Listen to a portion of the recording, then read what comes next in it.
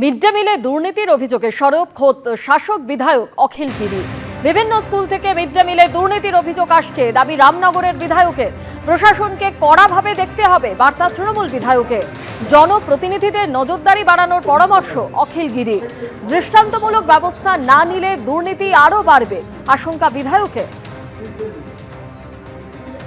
Panchayat department আমাকে জেলা পরিষদের পাঠিয়েছে মেন্টর হিসাবে। আমি মাত্র কয়েকদিন এসেছি, আমি একটা অভিজ্ঞতা হয়েছে। থেকে বড় সমস্যা আমাদের কাছে অনেক সময় আসে, জেলা শাসক মহাশয় বলছেন মিড ডে মিলে এত করাপশন,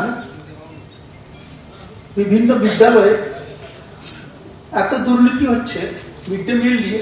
এটা বহু ভুরি অভিযোগ আছে, ভুরি অভিযোগ ঘরের মধ্যে বলে বলছি, এটা ভুরি অভিযোগ আছে। এই অভিযোগটা যেমন করে জনপ্রতিনিধিদের নজরদারি করা দরকার, আরো বাড়ানো দরকার, ঠিক তেমনি করে প্রশাসনকে আর একটু কড়া ব্যবস্থা নেওয়া দরকার। মিড ডে মিলের ক্ষেত্রে আরো প্রশাসনকে কড়া ব্যবস্থা নেওয়া দরকার। দৃষ্টান্তমূলক যদি আমরা করতে না পারি তাহলে এই জিনিসটা অনেকটা বেড়ে যাচ্ছে মিড ডে মিল নিয়ে। মিড ডে মিলে দুর্নীতির অভিযোগ নিয়ে শাসক বিধায়ক অখিল গিরি কি বললেন আপনারা শুনলেন। পরে তার এই বক্তব্য নিয়ে সাংবাদিকদের মুখোমুখি হয়ে অখিল গিরি কি বললেন আপনাদের শোনাবো।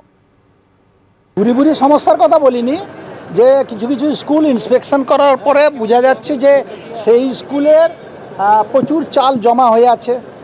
আবার কিছু স্কুলের খাতাপত্র গণ্ডগোল আছে, সরকার খাতাপত্র সিজ করেছে। আর কিছু মিড ডে মিলের আমি নিজে এমএলএ হিসাবে দেখেছি, যেখানে যা কিছু সবজি, ডিম, মাংস সব কিছু দেওয়ার কথা, সেগুলো মেনুগুলো ঠিক করছে না।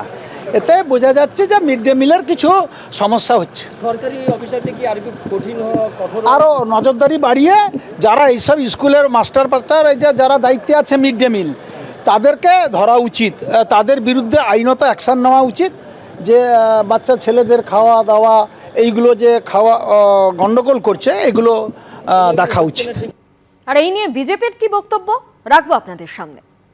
আজকে ডিএমকে সামনে রেখে, অন্যান্য মন্ত্রীদেরকে সামনে রেখে তিনি যেভাবে সরকারের বিরুদ্ধে দুর্নীতির প্রসঙ্গ টেনে এনেছেন, তাতে আমাদেরই দাবি দেওয়াকে তিনি শিলমোহর দিয়েছেন। এই দাবি দেওয়াগুলো আমরা বিরোধীরাই করেছি এতদিন ধরে।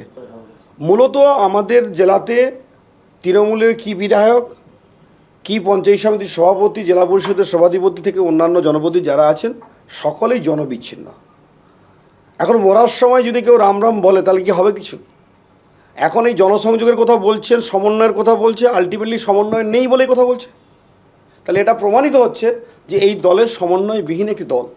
স্বাভাবিক কারণে আমরা যা চাক্ষুষ দেখছি, এই জেলাতে তৃণমূল 3 ভাগে বিভক্ত।